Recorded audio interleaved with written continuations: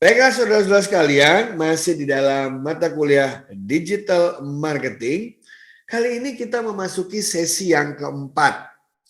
Ya, di mana belakangan ini yang paling dianggap efektif untuk menggapai calon-calon konsumen kita, terutama para milenial, dengan cara yang efisien dan murah, orang sekarang bukan lagi menggunakan website, tetapi mereka mulai memanfaatkan media sosial. Mereka menggunakan Facebook, Instagram, gitu ya. Mereka menggunakan LinkedIn, ya. Ada yang menggunakan Pinterest, gitu ya.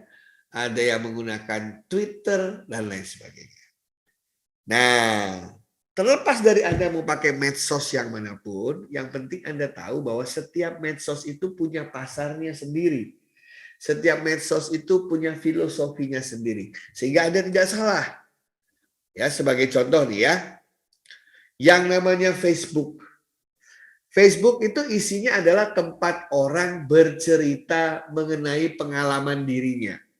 Sehingga filosofinya adalah storytelling.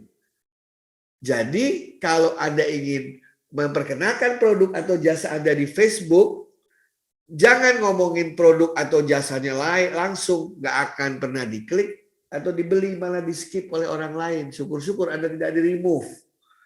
Tapi Anda cerita mengenai pengalaman Anda terkait dengan produk yang ada.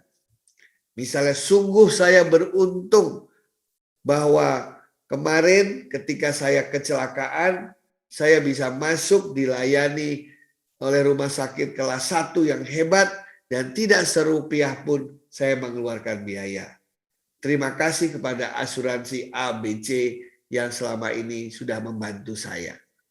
Jadi cerita mengenai dirinya, it's about storytelling. Itu kalau pakai Facebook, ya. Sementara kalau pakai Twitter lain. Twitter itu bukan storytelling. Twitter berbicara mengenai relationship. Karena di Twitter itu cuma ada 2 status.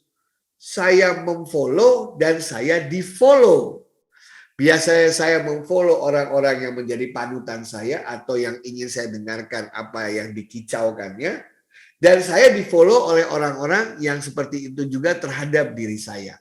Jadi yang ada adalah relationship-nya.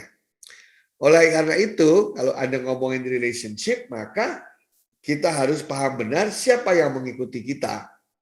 Dan kita mengikuti siapa. Kalau kita satu frekuensi ngomongnya, maka apapun yang kita tulis akan bisa menjadi value bagi mereka. Misalnya, saya diikuti oleh banyak guru-guru misalnya. Ya, kalau sama guru-guru berarti saya akan bilang begini, syukur alhamdulillah dalam kondisi kondisi pandemi ini, kondisi Covid ini, saya tetap merasa tenang, tidak perlu takut jika terjadi apa-apa pada diri saya. Karena saya dan sekeluarga sudah lama menjadi pelanggan asuransi ABC yang katanya mengcover biaya rumah sakit COVID misalnya. Nah, di situ saya ngomong sebagai sesama guru karena hubungan kita relationship. Tapi kalau kita ngomong Instagram lain lagi. Instagram itu terkait yang berbicara adalah sharing picture. Jadi gambar menceritakan 1000 kata-kata. Jadi kalau mau jualan di sana, jangan produk kita yang dijual di fisik itu dipotret langsung ditaruh situ, nggak ada yang mau beli. Tapi misalnya contohnya nih, apalagi mereka suka picture yang epic gitu ya, yang menarik. Misalnya ada orang ya pakai perban, tangannya di gips gitu ya, terus mukanya luka gitu, ya pakai tongkat, tapi tertawa-tawa. Dan di belakangnya adalah mobil baru. Udah gitu aja. Ayo tebak kenapa saya happy padahal habis kena kecelakaan. Rupanya dia mengikuti asuransi mobil. Begitu kecelakaan mobilnya remuk, dapat mobil baru. Jadi di antara kesakitannya dia bergembira. Kenapa? Karena dia menggunakan Instagram. Yang filosofinya adalah picture sharing. Dan yang namanya gambar menceritakan 1000 cerita dan 1000 makna.